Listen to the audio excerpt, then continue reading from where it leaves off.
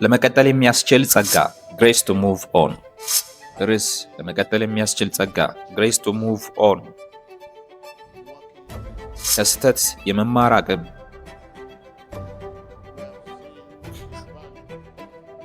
እግዚአብሔር ከስህተቶቻችን እና ካለፍንባቸው በደሎች ተምረን እንድንቀጥል ትልቅ አቅም ሰጥቶናል።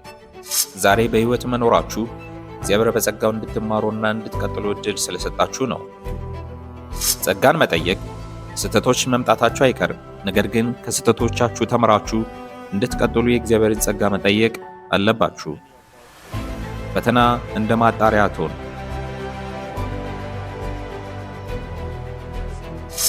ወርቅ ለመሆን በእቶኑ እሳት ውስጥ ማለፍ እንዳለበት ሁሉ አንተም እውነተኛ ክርስቲያን ለመሆን በፈተናዎችና በፈተናዎች ብቻ ማለፍ አለብህ። ፈተና ለፕሮሞሽን ነው። ማንኛውም እድገት ከመምጣቱ በፊት ፈተና አለ።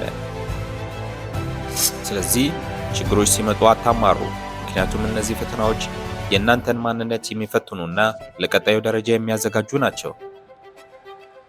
የፈተና አይነቶች ፈተናችሁ ምናልባት በሽታ፣ ችግር፣ ክስ ወይም መሰናከል ሊሆን ይችላል። ልብን መቆጣጠርና በልብ መጸለይ። እውነተኛ እምነት በልብ የሚከናወን ተግባር ነው።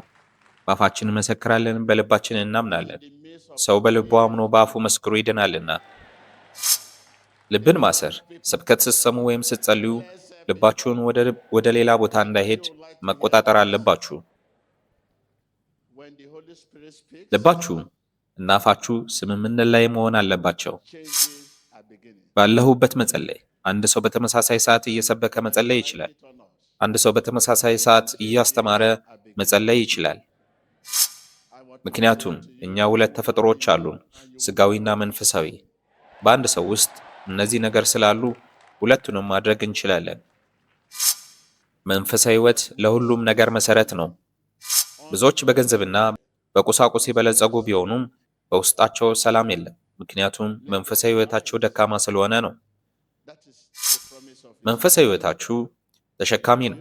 ገንዘባችሁን፣ ንብረታችሁን፣ ዝናችሁን የሚሸከመው መንፈሳዊ ሕይወታችሁ ነው።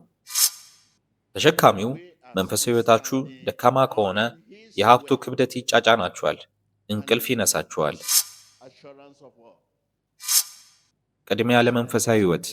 መጀመሪያ መንፈሳዊ ሕይወታችሁን አሳድጉ። ያኔ የቀሩት ነገሮች በሙሉ በሰላም ይከተላችኋል። ፈተናን አለመጥላት። ፈተናን ካልፈልጋችሁ መማር አትፈልጉም ማለት ነው። ያልተማረ ደግሞ አይፈተንም፣ ያልተፈተነ ደግሞ አያልፍም። ከስኬት ይልቅ ከፈተና የምንማረው ይበልጣል። የዘር ምሳሌ። አንድ ዘር በቀጥታ አያድግም። ውሃ፣ መንከባከብና አረም ማስወገድ ያስፈልጋል። እናንተም እንደ ዘር ናችሁ። ፈተናዎች ሲመጡ ታግሳችሁ ካለፋችሁ በረከታችሁ ይበዛል። የራስን ስህተት መረዳት። አንዳንድ ፈተናዎች እኛው ራሳችን የምናመጣቸው ናቸው። ለምሳሌ ከልክ በላይ ስኳር በመብላት የሚመጣ በሽታ። እንዲህ አይነት ስህተቶች ሲሰሩ እግዚአብሔር ራሳችንን እንድንጋፈጠው ሊተወን ይችላል። ስለዚህ ራሳችንን ከማይፈለገው ስህተቶች መጠበቅ አለብን። ጥንካሬያችሁን አድሱ።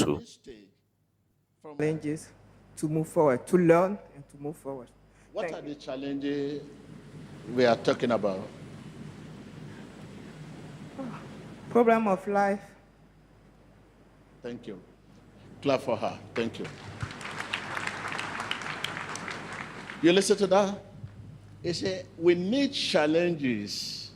There are some challenges you cause by yourself.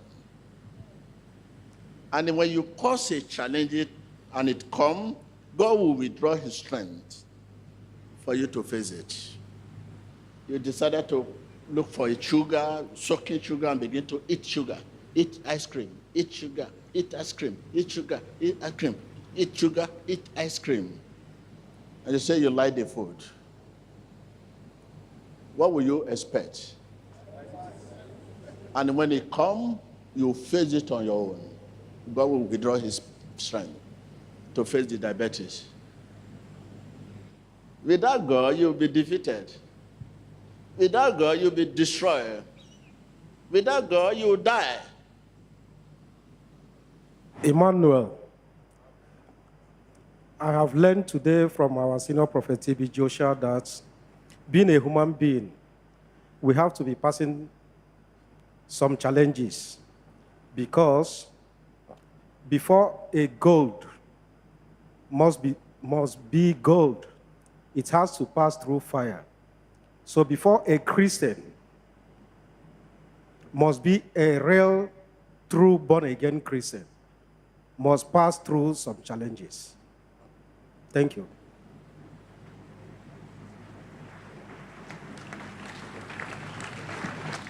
Brother, can you just give us more?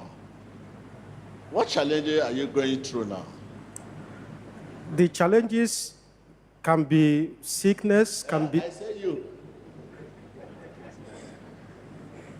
Just tell us one of the challenges, because everyone here has one or two, three. family challenges. That is disunity. So that's it, which is common.